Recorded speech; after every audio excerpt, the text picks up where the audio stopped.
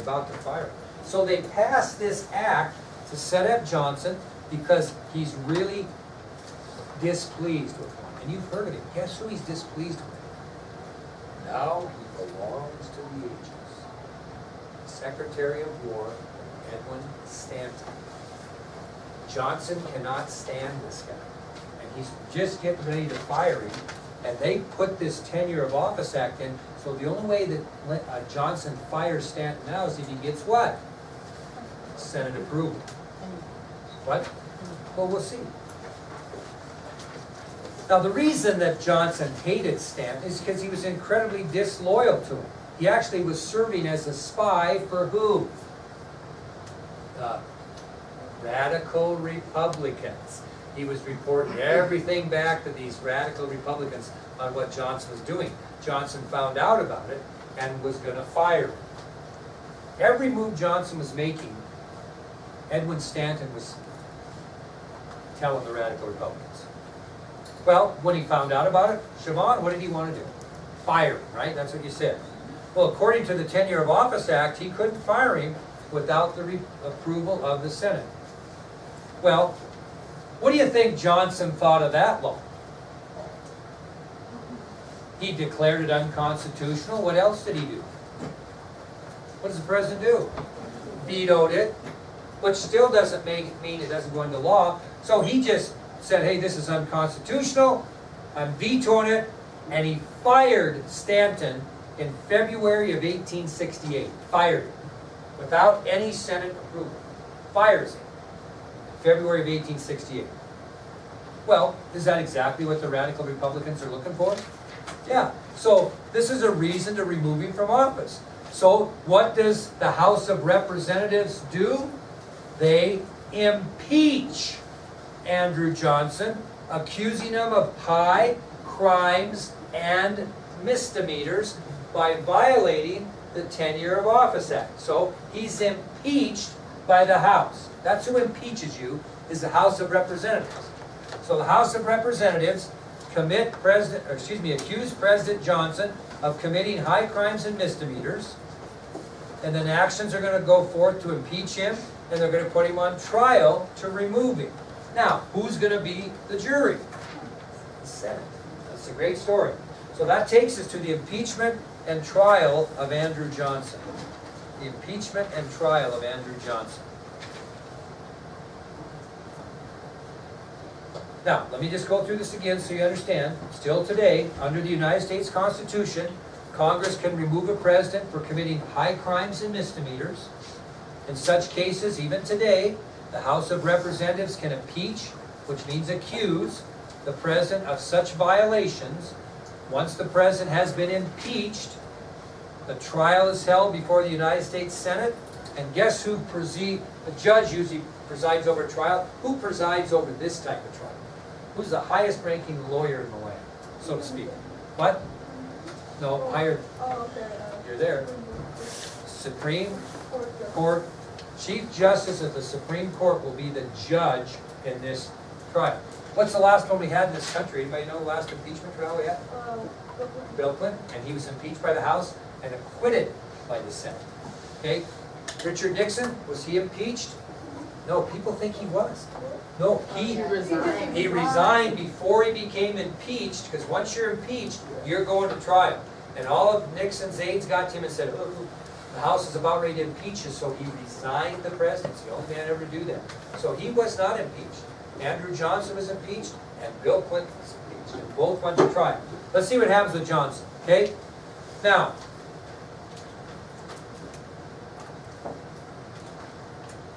just prior to the trial, a Republican senator from Kansas by the name of Jim Lane committed suicide. Just before the trial of President Johnson, Republican senator from Kansas, Jim Lane, commits suicide. Now, what happens in the case of a sitting senator dies in office? What do? Montana's got this going right now.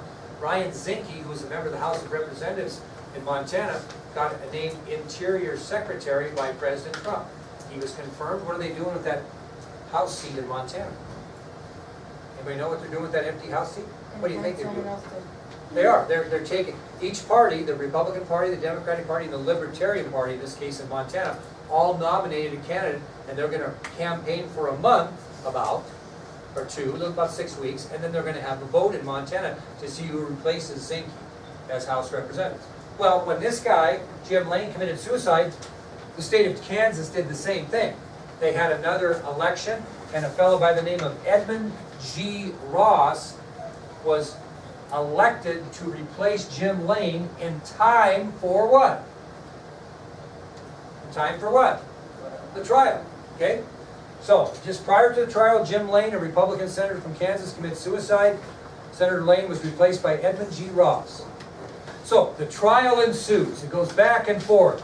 And when it's done, the Senate is going to vote on whether to remove Johnson from office or not. And I said this wrong to you. He had to have 2/3 majority. In other words, here's the Senate, and I'm on trial to be run out of office. How many we got in here? 5, 10? We got 5, 10, 15, 20, 25, 26 in here today. You'd have to have 66% of 26 people to vote, okay? So, they do the roll call. They vote. Guilty, not guilty. Guilty, not guilty, okay? Well, by the time it came to Senator Edmund G. Ross, who is the only senator remaining to vote, guess what? Guess what? No, let's get ahead of that. You're getting close. It was right on the border. He's the last one. If he votes guilty, Johnson's gone. If he votes not guilty, Johnson is acquitted and stays. Comes all the way down to this poor Edmund G. Ross, who's just been there how long? Not very long, because he replaced Jim Lane, who committed suicide. Now, you got to think about this. It comes down to one senator to decide the future of not only this guy, but the direction of our country. And Edmund G. Ross is going to be, he's a Republican senator of Kansas, and he's going to be the guy. Well, what do you think the radical Republicans are thinking in the back of their mind? This guy, no way. I mean, 2/3 of the people have voted for impeachment. This guy's a brand new guy. He's certainly going to not cut his throat politically and vote the other way, and they're kind of rubbing their hands together and they're all giddy. Well, Ross stood on the floor of the Senate under pressure you could not imagine and stated, not guilty. Not guilty. The radical Republicans were in total shock. Total shock. And so as a result of Ross's not guilty verdict, Johnson remained in office until the end of his term. His political career saved. Right? Well, Edmund G. Ross, on the other hand, with that vote, his political career over. Over. Did he get to serve the rest of his time in the Senate? Certainly he did. You know, he didn't get kicked out of office for voting not guilty, but do you think he had any credibility at all in the Senate the rest of that term? Oh, I'm sure it was brutal. After he served his term in the Senate, he moved back to Kansas and lived his life in obscurity. Basically hid from people. How would you like that? I mean, just a horrible end of your life. And he ended up dying in 1907. So he serves his term in the Senate, moves back to Kansas, lives out the rest of his life in obscurity, dies in 1907. Now, here's where history ties in. This is why I love to have you 2 years. In 1955, Senator John F. Kennedy of Massachusetts wrote a Pulitzer Prize-winning book. And the name of that book was Profiles in Courage. And what the book was about was 8 courageous Americans. 8 Americans in the history of our country up to 1955 that had done had shown extraordinary courage in the world of politics. Guess who one of the 8 men were? Edmund G. Ross. And if you look at Profiles in Courage, I'm just going to read this paragraph from this book. It was written by Senator John F. Kennedy in 1955 and 56. And it states this: I look down into my open grave. In a lonely grave, forgotten and unknown, lies the man who saved a president, and who as a result may have preserved for ourselves and posterity constitutional government in the United States. The man who performed in 1868 what one historian has called the most heroic act in American history, incomparable, more difficult than any deed of valor upon the field of battle, but a United States Senator whose name no one recalls, Edmund G. Ross of Kansas. John Kennedy went back in the history and found a courageous American. He only picked 8, including Edmund G. Ross. And this book was a Pulitzer Prize winning book that made John Kennedy a famous person, noticeable person, and paved the way for his nomination for president in 1960. That's one of the guys who wrote it. Isn't that kind of incredible? You can get every different edition of Profiles in Courage possible. There's more reprints of that book than any book in history. Anyway, Edmund G. Ross. Okay, so let's sum up the presidency of Andrew Johnson then for the day. Let's sum up his presidency, okay? Historians will state that President Johnson really was a misfit for the presidency for 5 reasons. 5 reasons that President Andrew Johnson was considered a misfit for the presidency. This is how we sum it up. It's a misfit for the presidency. Number 1, he was a Southerner who did not understand the North. This is why he was a misfit for the presidency at the time. He was a Southerner who did not understand the North.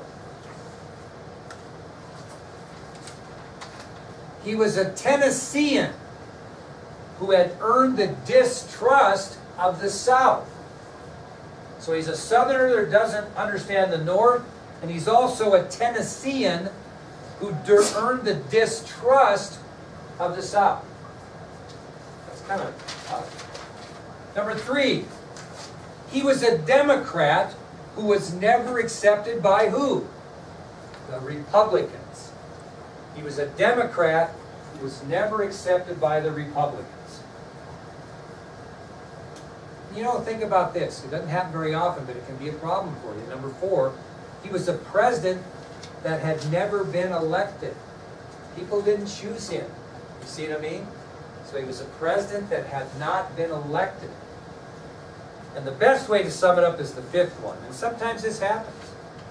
He was the wrong man in the wrong place at the wrong time.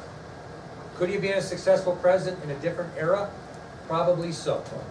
But he was the wrong man in the wrong place at the wrong time. So historians will sum up the presidency of Johnson as number 1, he was a Southerner who did not understand the North. Number 2, he was a Tennessean who earned the distrust of the South. Number 3, he was a Democrat who was never accepted by Republicans. Number 4, he was a president that had never been elected. And number 5, he was in the wrong man at the wrong place at the wrong time. Now, let me ask you a question. You can write this down if you want. Let's see if we're very smart. Who's going to assume the responsibility now for Reconstruction? Lincoln got assassinated. Johnson almost got thrown out of office. He ain't going to get much done. So who's the guy that's really going to have to take this responsibility? Our next president, which will be Ulysses S. Grant. And we'll talk about him tomorrow when we talk about the election of 1868. Okay, any questions at all?